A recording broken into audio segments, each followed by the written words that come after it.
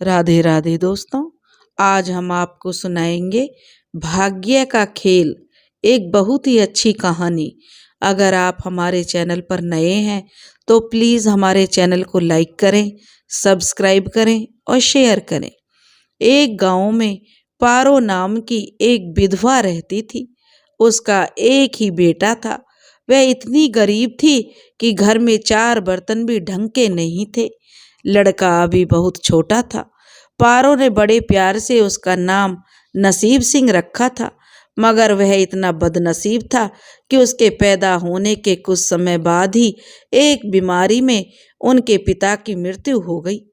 पारो लोगों के घरों में चौका बर्तन करके उसे पाल रही थी। उसे पक्का विश्वास था कि एक दिन उसका बेटा नसीब सिंह बड़ा होकर उसके सारे संकट दूर कर देगा और बुढ़ापा उसका चैन से गुजरेगा। इसी आस में दिन रात मेहनत करके पारो अपने बेटे को पाल रही थी। नसीब सिंह था तो बहुत छोटा, किंतु समझदार बहुत था। संयम और धीरज की उसमें कमी नहीं थी। किसी भी बात को गहराई तक जानने और समझने की उसमें प्रबल उत्सुकता रहती थी। एक दिन नसीब ने अपनी माँ से पूछा, माँ, हम इतने गरीब क्यों हैं? पारो ने बड़े दुखी स्वर में कहा, बेटा, यह सब तो ईश्वर की मर्जी है और नसीब की बात है। मगर नसीब सिंह यह उत्तर पाकर संतुष्ट नहीं हुआ। वह बोला, ईश्वर की ऐसी मर्जी क्यों है? पारो ने उत्तर दिया कि बेटा, यह तो ईश्वर ही जाने। नसीब सिंह ने कहा, अगर ईश्वर ही जाने तो ठीक है, मैं ईश्वर से ही पूछूंगा कि उसने हमें इतना गरीब क्यों बनाया है। बताओ माँ, मुझे यह बताओ कि ईश्वर मुझे कहाँ मिलेगा। पारो तो वैसे ही परेशान रहती थी, इसलिए उसकी बातों से उकताकर उसने कह दिया कि वह जंगलों में रहता है, लेकिन तुम वहाँ मत जाना। लेकिन नसीब सिंह ने तो दिल ही दिल में उसी क्षण पक्का इरादा बना लिया था कि वह ईश्वर को ढूंढेगा और उनसे पूछेगा कि आखिर हम इतने गरीब क्यों हैं। एक दिन वह जंगल की ओर चल दिया। जंगल बहुत घना और भयानक था। चलते चलते नसीब सिंह बुरी तरह से थक गया, मगर भगवान की परछाई तक भी उसे दिखाई नहीं दी। अब वह थक हार कर पत्थर की एक शिला पर जा बैठा और सोचने लगा कि भगवान तो यहाँ पर कहीं नहीं है, आखिर हमारी गरीबी कैसे दूर हो। तभी संयोगवश मृत्यु लोक पर भ्रमण करते हुए भगवान शिव और माता पार्वती उधर ही आ रहे थे। उन्होंने बच्चे को वहाँ बैठा देखा तो उन्होंने बड़ा जो अचरज हुआ कि यह अबोध बालक इस बीहड़ जंगल में बैठा क्या कर रहा है। भगवान शिव ने बालक से पूछा, बालक, तुम कौन हो और इस जंगल में क्यों बैठे हो? यहाँ क्या कर रहे हो? बालक ने कहा कि मैं ईश्वर को ढूंढ रहा हूँ। माता पार्वती ने चौंक कर कहा कि ईश्वर को? और पूछा, मगर क्यों? ईश्वर से तुम्हें क्या काम है? तो बालक नसीब सिंह ने बड़ी निर्भीकता से उत्तर दिया कि मैं ईश्वर से पूछना चाहता हूँ कि हम इतने गरीब क्यों हैं। दूसरों की तरह हम पर भी भाग्य की कृपा क्यों नहीं है। माता पार्वती और भगवान शिव उस बच्चे का साहस देखकर बहुत प्रसन्न हुए। माता पार्वती तो करुणा की सागर हैं, उन्हें उस बच्चे पर बड़ी दया आई और भगवान शिव से माता पार्वती बोली, प्रभु, इस बालक की कुछ मदद कीजिए। भगवान शिव ने कहा, हम कुछ नहीं कर सकते पार्वती, क्योंकि इसके भाग्य में यही सब लिखा है। भाग्य देवता के लेख के अनुसार इसे ऐसा ही जीवन भोगना पड़ेगा। माता पार्वती हट करने लगी, कहने लगी, नहीं नहीं स्वामी, आपको इस बालक की कुछ मदद करनी होगी। भगवान शिव ने कहा, जिद न करो पार्वती, यदि हम उसे कुछ दे भी देंगे तो वह भी इसके पास नहीं रुकेगा और इसे वैसा ही जीवन जीने दो जैसा भाग्य देव चाहते हैं। माता पार्वती ने कहा, नहीं प्रभु, इसकी गरीबी दूर करने के लिए आपको इस पर कृपा करनी होगी। जब माता पार्वती जिद करने लगी तो भगवान भोलेनाथ ने उस बच्चे को एक हार दे दिया। हार पाकर नसीब सिंह बहुत खुश हुआ और खुशी खुशी अपने घर को चल दिया। माता पार्वती इस बात से संतुष्ट थीं कि उन्होंने एक अबोध बालक की मदद की और अब उसके दिन सुख से कटेंगे। लेकिन त्रिकालदर्शी भोलेनाथ सब जानते थे कि यह हार उसके पास रहेगा ही नहीं। रास्ते में चलते चलते नसीब सिंह के पेट में अचानक तेज दर्द उठा और वह सोच के लिए इधर उधर देखने लगा। उसने भगवान शिव का दिया हुआ हार एक पत्थर की शिला पर रख दिया और झाड़ियों के पीछे चला गया। तभी एक चील कहीं से उड़ती हुई आई और उस हार को उठा कर ले गई और वह बच्चा चिल्लाता रह गया, मेरा हार, मेरा हार। यह सब भूलकर वह लड़का चील के पीछे भागा, मगर कब तक वह चील का पीछा करता और कैसे उसे पकड़ता। एक आध बार पत्थर उठाकर भी उसने चील को मारने की कोशिश की, किंतु चील अधिक ऊंचाई पर थी। कुछ ही पलों में चील उस बच्चे की नजरों से ओझल हो गई। वह बच्चा बड़ा ही दुखी हुआ और रोते रोते अपने घर की ओर चल दिया। घर पहुंचकर उसने अपनी माँ को सारी बात बताई, मगर पारो को उसकी बात पर बिल्कुल भी भरोसा नहीं हुआ कि वह सच बोल रहा है। उसकी बात सुनकर जो उसकी माँ उदास अवश्य हो गई, लेकिन नसीब सिंह अपनी माँ की उदासीनता देखकर जो हतोत्साहित नहीं हुआ। उसने मन ही मन निर्णय लिया कि वह कल फिर जाएगा और भगवान शिव और माता पार्वती को अपनी विपदा सुनाएगा। उसका विश्वास था कि भगवान शिव उस धूर्त चील को अवश्य ही दंड देंगे।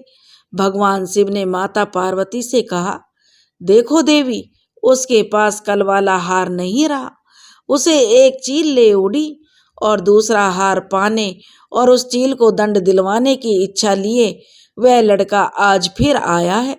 माता पार्वती ने फिर भगवान शिव से प्रार्थना की कि आप चाहे चील को दंड दें या न दें, किंतु इस बच्चे की सहायता अवश्य करें, इसकी निर्धनता दूर करें। हम अब कुछ नहीं कर सकते। भगवान भोलेनाथ बोले, देवी, यदि तुम जिद करती हो तो हम ब्रह्मदेव से कहते हैं, वही इस बालक की कुछ सहायता करेंगे। यह कहकर भगवान शिव ने ब्रह्मा जी को बुलाया और सारी बात बताकर आग्रह किया कि ब्रह्मा जी आप ही इस बालक की कुछ मदद करें। तब ब्रह्मा जी ने बालक को एक हीरे की अंगूठी दे दी। लड़के ने अंगूठी जेब में रखी और खुशी खुशी अपने घर की ओर चल दिया। उसने सोच लिया था वह अब एक पल के लिए भी अंगूठी को अपने से अलग नहीं करेगा। फिर रास्ते में चलते चलते अचानक उसे प्यास लगी। वह सरोवर के किनारे पहुंचा और जैसे ही उसने चुल्लू भर पानी पीने के लिए जो उसमें अपने हाथ डाले, तभी उसकी जेब से अंगूठी निकलकर पानी में जा गिरी और इससे पहले कि वह उस अंगूठी को उठाता, एक मछली उसे निगल गई। नवाब सिंह फिर रोते रोते घर आया और अपनी माँ को सारी बात बताई। माँ ने उसे दिलासा देते हुए कहा, बेटा, जब तक भाग्य में नहीं है तब तक कुछ भी कर ले, कोई चीज नहीं रुकेगी। जब भाग्य देवता खुश होंगे तो मिट्टी भी सोना बन जाएगी, मगर इस प्रकार किसी के देने से नसीब सिंह जो हमारी गरीबी दूर नहीं होगी बेटा। उसकी माँ ने उसे समझाकर कहा और फिर वह अपने काम में लग गई। मगर नसीब सिंह भी हार मानने वालों में से नहीं था। उसने मन ही मन सोच लिया वह कल फिर जाएगा। तीसरे दिन वह फिर उसी जंगल में जा पहुंचा। भगवान शिव और माता पार्वती उसका यह साहस देखकर बहुत खुश हुए। भगवान शिव ने इस बार ब्रह्मा जी के पास जाकर बात की कि वह बालक तो बड़ा ही साहसी है, इसका कुछ उद्धार किया जाना चाहिए। तब ब्रह्मा जी ने सलाह दी कि हमें भगवान श्री हरि के पास जाना चाहिए, वही कोई हल बताएंगे। और वह श्री हरि के पास पहुँचे। पूरी बात सुनकर भगवान विष्णु ने नसीब सिंह को कुछ हीरे दिए। हीरे पाकर नसीब सिंह खुश होता हुआ अपने घर के लिए चल दिया। इस बार वह बिना कहीं रुके सीधे अपने घर जाने का निश्चय किया, क्योंकि 2 बार उसकी चीजें खो चुकी थी। जब वह घर पहुंचा तो उसकी माँ घर पर नहीं थी, इसलिए नसीब सिंह ने हीरे एक लोटे में रखकर एक कोने में छिपा दिए और अपनी माँ को ढूंढने के लिए पड़ोस में निकल पड़ा। वह मन ही मन सोचने लगा कि जब माँ को किसी के घर अब काम करने की जरूरत नहीं होगी, जब माँ को यह सब पता चलेगा तो माँ कितनी खुश हो जाएगी कि अब हम भी अमीर बन गए हैं। इधर पीछे से एक चोर नसीब सिंह के घर में घुस गया। जो भी सामान हाथ लगा उसे लेकर वह निकला। उस सामान में वह लोटा भी था जिसमें हीरे थे। जब वह माँ के पास वापस नसीब सिंह घर आया तो देखा कि हीरे गायब थे। इतना ही नहीं, घर का दूसरा सामान भी गायब था। अब तो उसकी माँ को बहुत गुस्सा आया। वह बोली नसीब सिंह से, क्यों मुझे नई नई कहानियां सुनाकर पागल बनाता जा रहा है? दिन भर आवारा बच्चों की तरह इधर उधर भटकता रहता है और शाम को पिटाई के डर से नई नई कहानी सुना देता है। माँ की डांट सुनकर लड़का रोने लगा। वह तो केवल इतना ही जानता था, वह जो कुछ भी उसने अपनी माँ को बताया है वह एकदम सत्य था। डांट खाकर उसकी हिम्मत और बढ़ गई और अगले दिन वह फिर उसी स्थान पर जा पहुंचा। बालक को देखकर भगवान शंकर सोचने लगे कि इस पर इतनी मुसीबतें पड़ी, लेकिन इस बच्चे ने हिम्मत नहीं हारी। इससे वह बहुत प्रसन्न हुए और भाग्य की देवी के पास जाकर बोले कि यह बच्चा बहुत ही हिम्मती और धीरज वाला है। कुछ ऐसा व्यक्ति अभागा नहीं हो सकता, इसे कुछ दे दो। भगवान शिव की आज्ञा मानकर भाग्य की देवी ने नसीब सिंह को सोने का एक सिक्का दिया। सिक्का लेकर नसीब सिंह खुशी खुशी अपने घर की ओर चल दिया। जब उसने वह सिक्का लाकर अपनी माँ को दिया तो उसकी माँ बहुत खुश हुई, क्योंकि अब उन पर जो भाग्य की देवी की कृपा हो गई थी। अब सारे काम अपने आप शुभ होने लगे। दूसरे ही दिन एक मछली वाला उनके गांव में मछली बेचने आया। लड़के ने वही सिक्का देकर मछली खरीद ली। उसकी माँ मछली का पेट चीरा तो वह अंगूठी उसके पेट से निकली जो ब्रह्मदेव ने उसे दी थी और जो उसकी जेब से तालाब में गिर गई थी। माँ ने अंगूठी संभाल कर रख ली और नसीब सिंह से बोली, जा बेटा, जंगल में से थोड़ी लकड़ियां ले आ, आज घर में ईंधन बिल्कुल नहीं है। लड़का कुल्हाड़ी लेकर जंगल की ओर चल दिया। वहां जाकर वह जिस पेड़ पर लकड़ी काटने के लिए चढ़ा, वहां उसी चील का घोंसला था जो उसका हार उड़ा कर ले गई थी। लड़के ने देखा कि चील कहीं आसपास नहीं थी। नसीब सिंह ने अपना हार उठा लिया और जो भी थोड़ी बहुत लकड़ियां पेड़ के आसपास पड़ी थी वही उठाकर घर की ओर चल दिया। माँ हार पाकर बहुत खुश हुई। अब तो देखते ही देखते दोनों माँ बेटों के दिन बदल गए और किसी भी चीज का अभाव अब उनकी जिंदगी में नहीं रहा। फिर ईश्वर की कुछ ऐसी करनी हुई कि जो चोर उसके घर से हीरे चुरा कर ले गए थे, उन्हें सपने में महादेव ने चेतावनी दी कि जो हीरे उस लड़के के घर से चुरा कर लाए हो वे तुरंत वापस कर दो, नहीं तो तुम्हारा सर्वनाश हो जाएगा। चोर उसी दिन हीरे उसके घर पर दे गए और अपनी गलती के लिए माफी भी मांगी।